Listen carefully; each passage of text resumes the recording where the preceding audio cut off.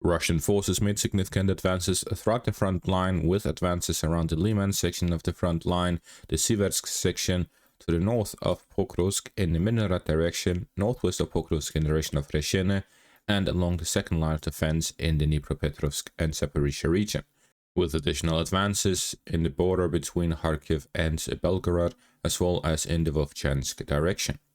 Starting out in the south, the Russians continued advances to the south of Danilivka following the capture of the town along the border between the Dnipropetrovsk and Zaporizhia region. The Russians are now very close to the towns of Nechaevka and Radisne along the highway, and following the physically cutting off the highway to the north along the Yanchur River.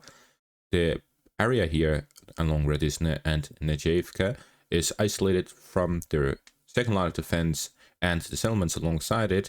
by the river line to the west, which means that the Russians are here aiming to gain control over the riverbank and advance alongside it to gain control over the settlements along the second line of defense. However, facing off against the second line of defense head-on like this is difficult. Even if they're able to gain control over the settlements, the Ukrainians can stand within the fortified positions to shoot at the Russian forces within the settlements. Therefore, the Ukrainians would have a tactical advantage. It is likely that the Russians will not advance beyond the current positions along the highway, but consolidate their positions in between the Yablukova direction and the Danilivka direction to gain control over the pocket that is being formed here in between the two, and advance alongside the highway to gain fire control alongside the entire thing,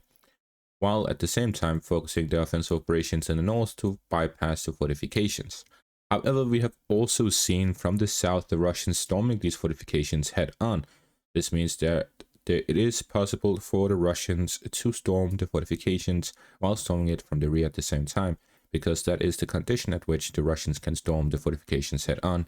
Without the forces in the rear, unless the Ukrainian positions are not manned, then the Russians will not be able to punch through.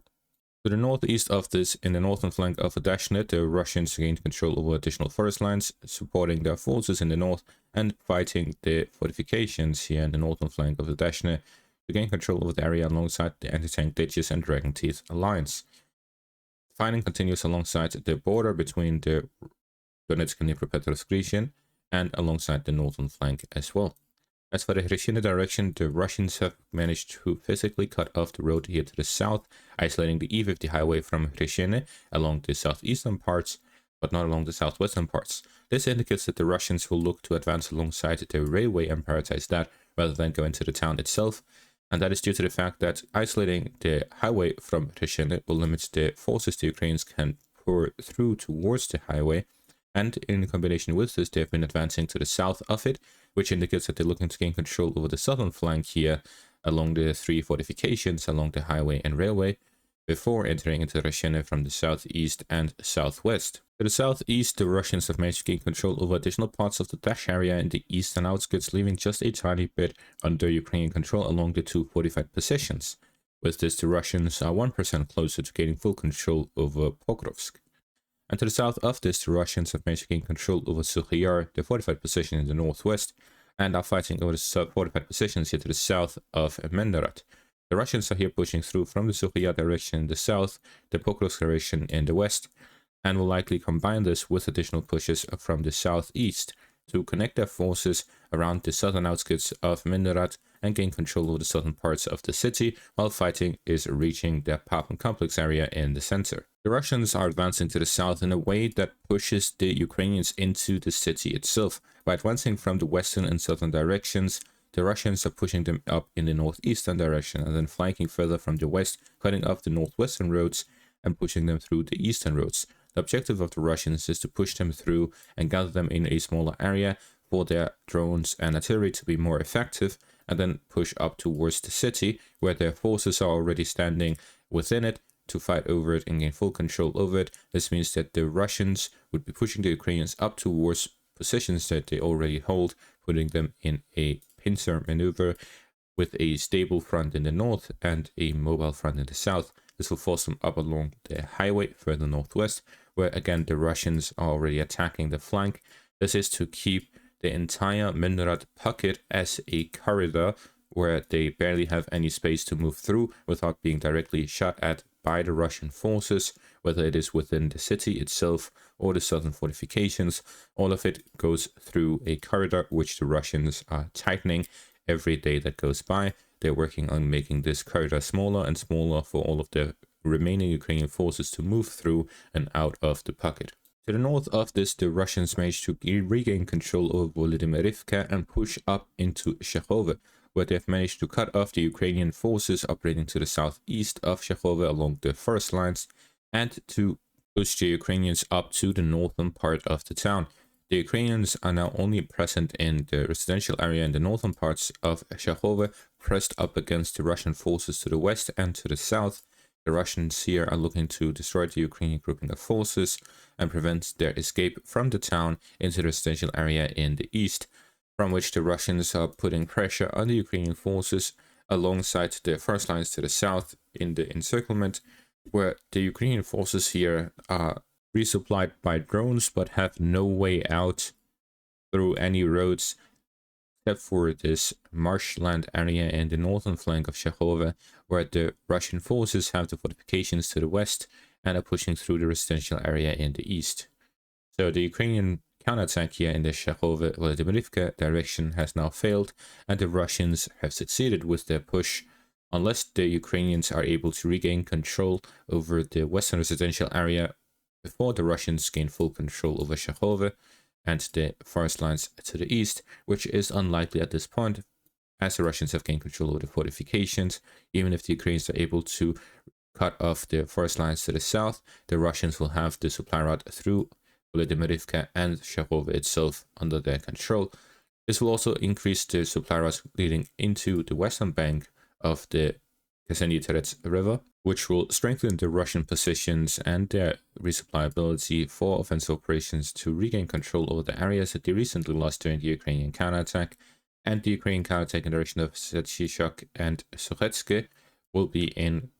great difficulty, as the Russians will be able to properly resupply their forces through the direction of Novoekonomishny in the south, as the Russians can redirect the supplies going through that town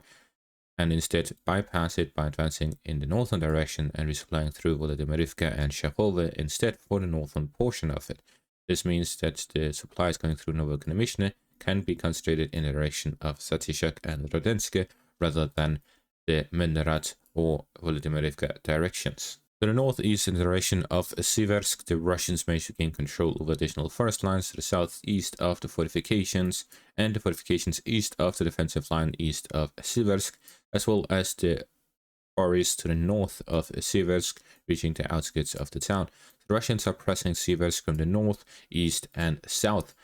at the same time, looking to gain control over the final fortifications before pushing through the town itself. This is following the capture of the first line's fortifications and positions of the Ukrainians to the south, east, and north of the town, allowing the Russians to have full control over the outskirts of it in every direction except for the western one, which means at this point the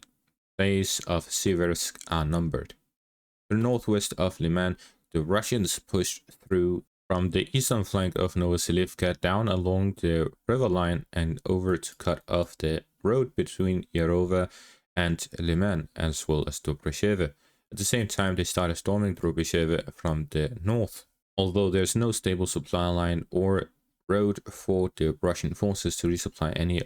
presence here in the area, they can send a few soldiers to hide in the forest patches and resupply them with drones, from where they can operate and ambush Ukrainian convoys of supplies going through the road. So with this, the Russians are effectively limiting the supplies going to the Leman direction from northwestern direction alongside the final road that was under Ukrainian control. Although the Russians had already cut off the railway line to the northwest near Yarova, the final road has now been cut off as well, with the Russian presence alongside it. At the same time, the Ukrainians are being pushed back from the northern parts of Novoselivka down to the southern parts, where they are concentrated along the exit towards the forest patch area, where the Russians almost have full control over the settlement following weeks of fighting. To the north of this, the Russians continue offensive operations in the western direction towards Korovy Yar, where they manage to gain control over additional forest patches and forest lines along the road, securing the flanks before advancing towards the town itself.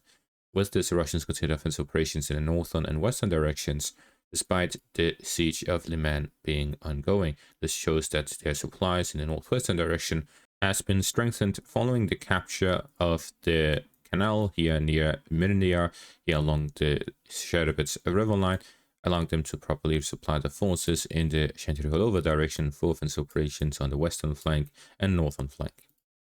Further north along the border area between the Belgorod and Kharkiv region, the Russians gain control of additional forest lines and forest patches to the east of the Wolfchance,